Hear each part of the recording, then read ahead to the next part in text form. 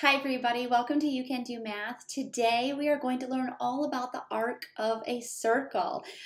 So if this is my circle, this is the arc of my circle, which actually I have concentric circles because then I have another one here, but that's for another day. All right guys, let's get started.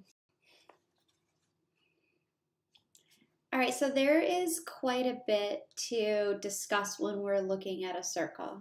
And we have to familiarize ourselves with the parts of a circle. And I just want to make sure we go over that before we dive into the arcs. So the first thing that I want you to recognize is the center of the circle here. So the center of the circle is directly in the center, which means from here to the H is the same distance from the center of a circle to D, to E, to F, and to G, and they are all a radius, and so those are all radii, if we're going to say it in a plural sense. D to G, that is our diameter. Diameter is a chord that goes through the center of the circle, right? So it must go through the center of the circle, and that is our diameter. And we actually have two in this diagram because EH is also a diameter. So this little m here, it stands for measurement, right? What is the measurement of the arc E to G? So let's just highlight E to G. Like so. It's kind of messy, but whatever. So a very great question is, hey, Mrs. Wakefield, why didn't you go E to G this way, right? I mean, here's E to G arc, but isn't this E to G arc as well? And it's a great question. And the answer is no. If you have two letters here, right? 2 points on our circle, that means that it is a minor arc. Minor arcs are less than 180 degrees. So I want you to write that down in your notes. Minor arcs, they are less than 180 degrees. Okay? And so if you're looking at your circle, if you were to move from E to G, well, we know that a diameter cuts a circle in half. And so from E to H, right, that would be 180 degrees. And so we're over 180. And so that does not work. So minor arcs we name with two letters, right? 2 points on a circle, so that way we know.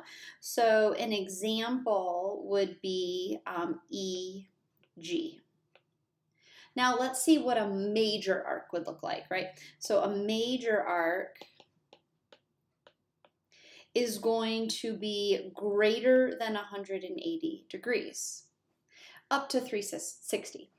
And so an example of that, how do you know it's going to be a major arc? Well, that's when you're going to have 3 points, okay? So an example of that would be, let's see, you could pick, if we were going to do this arc, because this is definitely a major arc, we would have to pick 3 points. We could say EDG, or we can say EHG. It's very directional.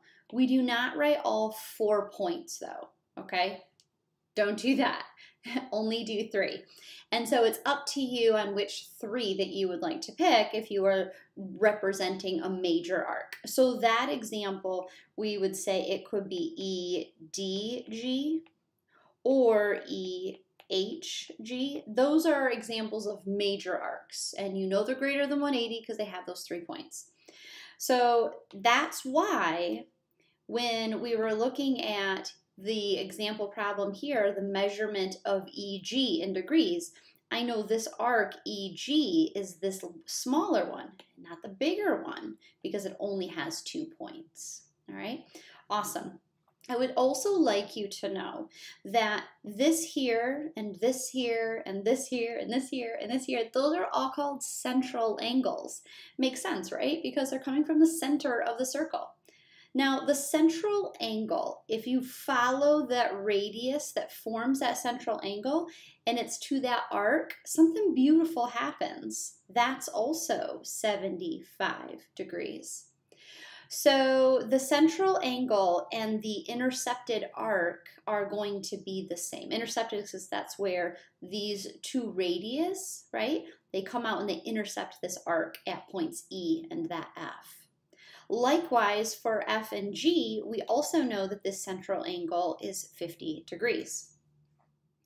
All right, so that's just, I don't know, just some extra information that will come useful. All right, so to answer our question, though, we would like to know what is the measurement of the arc EG. So this is the arc EG, and we would just simply add 75 plus 50, and then that answer is 125 degrees.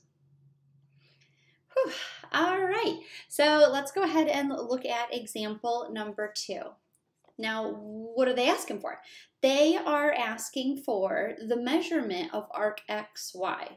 So you know it's going to be a minor arc, XY, so find your X and then go to the Y directional, not all the way around because that's a major arc. We just want a minor arc.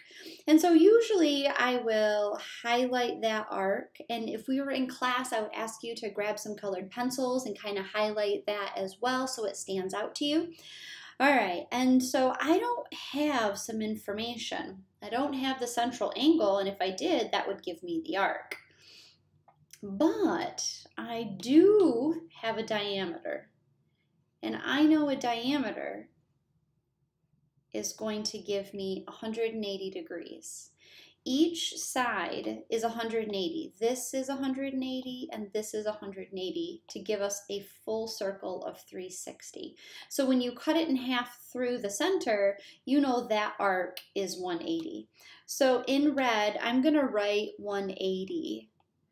And then in the blue, we don't know what that is. We would like to find it, though. So we can take, and then actually I'm going to write it bigger, we can take the 180 degrees and we can subtract out the 58 and we can subtract out the 63, and that's what's going to leave us that arc that's in blue, and that actually gives us 59. So, and this is important. Like what we said on the last problem, this central angle right here is 58, so the arc is also 58. And so therefore, yeah, it's like whenever I see it, I just instantly think about it. I should have wrote it up there right away for you. I'm sorry I didn't do that. And so then this is 59. And I mean, that's the same thing, right? This is going to be 59 and this is going to be 63. And sometimes it's really fun to just solve the circle, like find all of the missing parts and then answer the question. I always find myself doing way too much math and just like solving them for fun. I don't know why. I guess it's just me. Okay, so moving on to the third example, and the third example is now we have a major arc. So you know we have a major arc because we have 3 points. We have a V, we have an S, and we have a U. So we want to find the measurement of that arc. So let's highlight that arc. So find V. Good. Now you have to go in the direction of S to meet to U. You can't overlap. So we're going to be going like that and then to U. Does that make sense? You just got to go in that direction. Okay. So now that's the arc I would like to find. Clearly it's bigger than 180 and it's almost 360. The only part that's would not make it the 360 is this part right here. Which means, couldn't I just take 360 and subtract out the 85? Oops, 85, Sasha. Yeah, I could definitely do that. And when I do that, if I subtract out the 85, that gives me 275. And that is the arc. The arc is 275. But I'd also like you to kind of get into that little bit of a habit. Like, why not let's write out everything that we know on the circle? I mean, for fun, right? I mean, It's like little puzzles. I like puzzles. Okay, so this is 85, right? The central angle there is 85, and then this would be 75, and this would be 75, and since that's 56, this is 56, and then we have that little missing piece, and that little missing piece, well, and I'll show you this. We have all of the central angles. See that?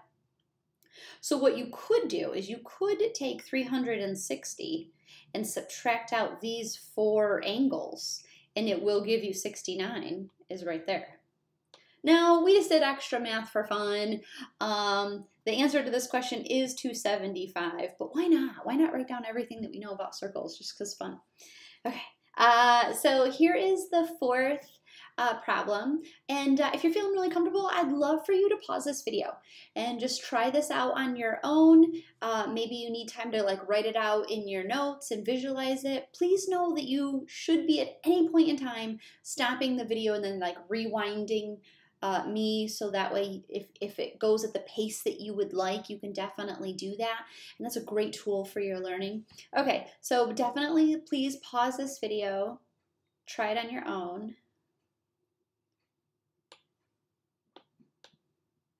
Okay, welcome back. So I am going to take a look at what it's asking for first. And it's asking for the major arc of I to J to G. So I'm going to start at I. I'm going to look at my eyes where J to G moves, and this is the arc, the major arc I, J, G that it is representing. Okay, so then next what I would like to do is I'd like to fill out what I know in the circle. Whether it will help me or not, it just is my strategy, I guess. So now I'm taking a look, and I have 40 and 75, and I'm missing this piece right here, which I'm going to highlight because I recognize that I have a diameter. And that diameter is going to give me 180 degrees on that arc, and I can subtract out the 40 and subtract out the 75 to give me KJ right there. Okay, and in doing so, that's 65, which means this is 65 right here, and also the arc is 65. Central angle 65, arc 65. Okay, good. So that's definitely helpful because the next step is I want you to look for vertical angles. Remember, vertical angles are congruent, and this angle here, this central angle, is vertical to this central angle. That is a diameter, and that is a diameter, and that makes these two vertical angles, and therefore this is also 65. So now we have to kind of get a little focus on what do we know. And we know that we're still missing this piece right here. So I would recommend taking all of these central, and that's kind of like why I like to fill them out, all these central angles and add them all up and subtract from 360. And then if you did that correctly, that's 115, which also makes the arc 115. And now we have all of the arcs that we're looking for, right? Remember, we wanted to go from I to J to G. So all of that in green was our original that we would like. So now what we'll do is we'll just add those all up. So from I to J, that's 75, plus J to K is 65, and plus K to G is 115, which gives us a total of 255, which is our answer. The measure of the major arc of IJG is 255, degrees, right? Because the measurement is in degrees. Okay, guys, I hope that you enjoyed circles. We haven't really touched base on circles a whole lot, and I know it's a jump from what we've been learning. So if parts of this were confusing, I'd recommend even watching it again. Sometimes seeing it or hearing it for the second time, something clicks on our brain when we do that. So definitely do that, and then email me if you have any questions. Don't forget to like the video, and I'll see you guys soon. All right, bye.